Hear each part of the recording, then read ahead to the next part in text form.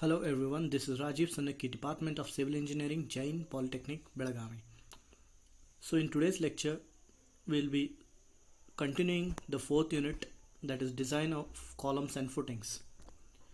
So in this unit, we'll be covering 4 lectures, that is 36, 37, 38 and 39. So the content in this lecture are design and detailing of axially loaded short columns, design of square, rectangular isolated footings, detailing of reinforcement. So before starting the design, let us know what is axial loading. Axial loading is nothing but a load which is directly transferred on a structure like a column, or you can say as a compressive load which acts along its axis. So in this figure you can see a axial load acting on a column. Now coming to the design, so you can see a question as design the reinforcement in a column. So we have to design the steel. The size of the column is given, which is subjected to axial load of 2000 kilonewton under service load, service dead load and live load. The column has an unsupported length of 4 meter and effectively held in position and restrained against rotation in both ends. So the mix is M25 and the steel used is Fe415. So let us start with the problem solution. So the step 1 is to check if the column is a short or a slender column. So the given data is written. So from IS 456 table number 28, effective length along X direction is equal to effective length along Y direction is equal to 0.65 into L. After substituting the values, we get 2600 mm. So we have Lex by D is equal to 2600 by 600, which is equal to 4.33, which is lesser than 12. Similarly, Ley by B is equal to 2600 by B is the width 400 is equal to 6.5, which is lesser than 12. Step 2, minimum eccentricity. So Ex minimum, Ey minimum we have to find out, that is eccentricity along Y direction and X direction. Ex minimum is equal to greater of Lex by 500 plus D by 30 and 20 mm is equal to 25.2 mm. Similarly, in eccentricity along Y direction, we have to substitute Ley values divided by 500 plus the width by 30 and 20 mm is equal to 20 mm. Further substituting 0.05 into the depth. The depth it is given, that is 0.05 into 600, we get 30 mm, which is greater than 25 mm, that is eccentricity. Therefore, substituting again 0.05 into the width, 0.05 into 400 is equal to 20, which is equal to 20. Hence, the equation given in clause 39.3 of IS 456 is applicable for the design here. So the eccentricity is suitable, safe. Now next, we have to determine the AST, that is area of steel. From equation 10.4 we have Pu is equal to 0.4 FCK AC plus 0.67 Fy ASC.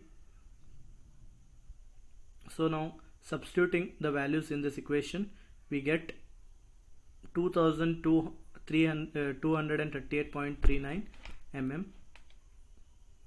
square. So what we have to do is we have to provide 6 bars of 20 mm diameters and 2 bars of 16 mm diameter, giving the area of 2287 mm square, which is greater than 2238.39 mm square, and P is equal to 0.953 percentage, which is more than that than minimum percentage of 0.08 and less than maximum percentage of 4. Hence the design is okay for area of steel. Next, we have to determine the lateral ties. or the stirrups. So the diameter of transverse reinforcement, that is a lateral ties, is determined from clause 25.6 as per IS 456, which should not be less than theta by 4 and 6 mm. Here theta is equal to largest bar diameter used as longitudinal reinforcement, that is 20 mm. So the diameter of bars used as lateral ties is equal to 6 mm. The pitch of lateral ties as per IS 456 should not be more than the least lateral dimension of the column, that is 400 mm. 16 times the smallest diameter of the longitudinal reinforcement, that is 16 into the diameter is also 16, so it is 256, and the third one is 300.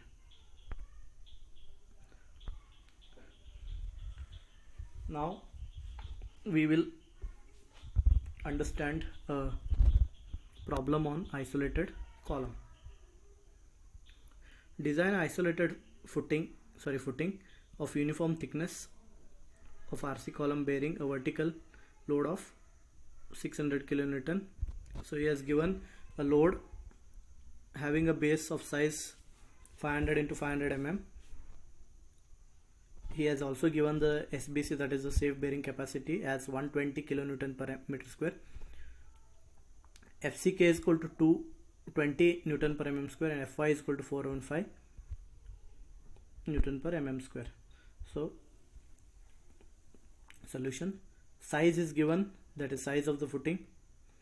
Self weight of footing is at 10% is equal to 60, that is 10% of this size is 60 kilonewton.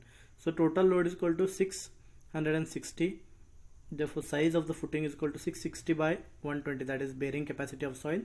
We get 5.5 meter square. Since square footing B is equal to 5.5 is equal to 2.345 meter square, provide a square footing of 2.4 into 2.4, because 2.34 that we are rounding off to 2.4 meter. Net upward pressure PO is equal to 600 by 2.4 into 2.4, that is the size of the footing. So we get 104.17 kilonewton per meter square. Design of section.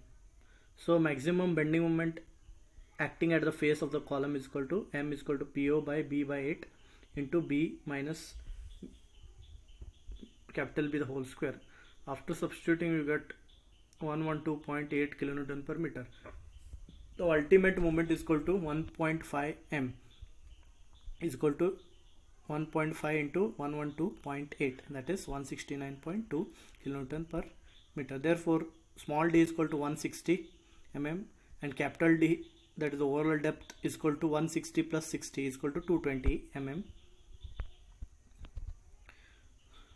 Depth on the basis of one-way shear. For a one-way shear, critical section is located at distance from the face of the column where shear force V is given by V is equal to, now finding out the shear force, POB into 0.5 B minus D. Substituting the values in this equation, we have VU is equal to 1.5 into V. So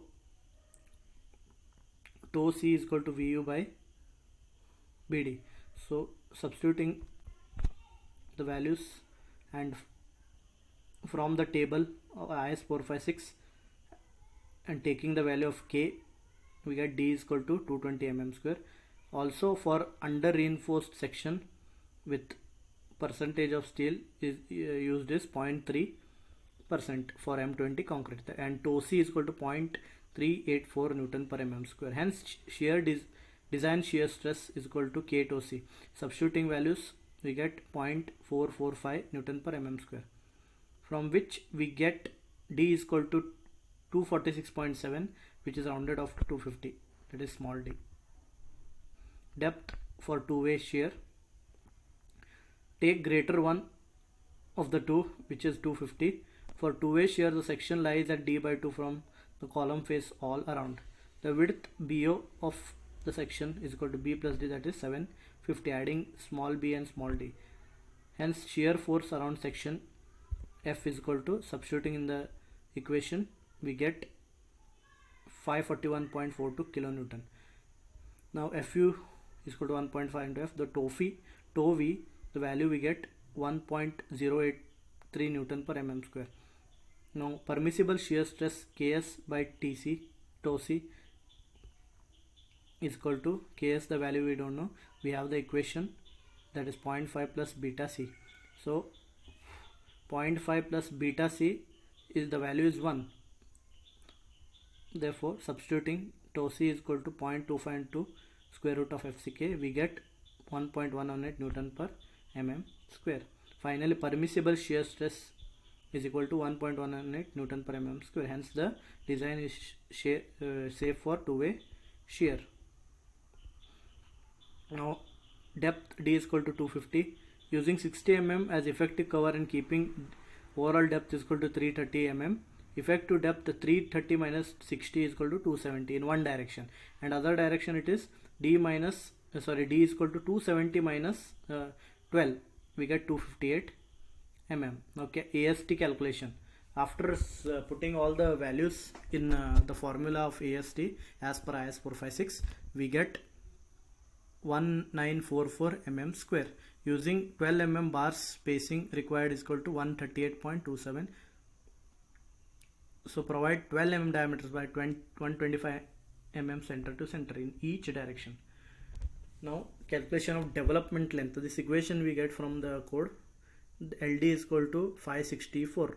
Provide 60 mm side cover, length of bars available 0.5 capital B minus B minus 60. Therefore 890 mm, which is greater than development length, so it is safe. Finally, transfer of load at the column base A2, that is 500 into 500 multiplying, we get 250,000 mm square, that is the area.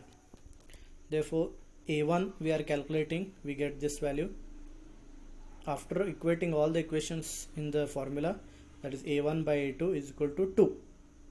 Hence permissible bearing stress is equal to 18 kilonewton per meter square. Actual bearing stress is equal to 3.6 Newton per mm square. Hence it is safe. Thank you.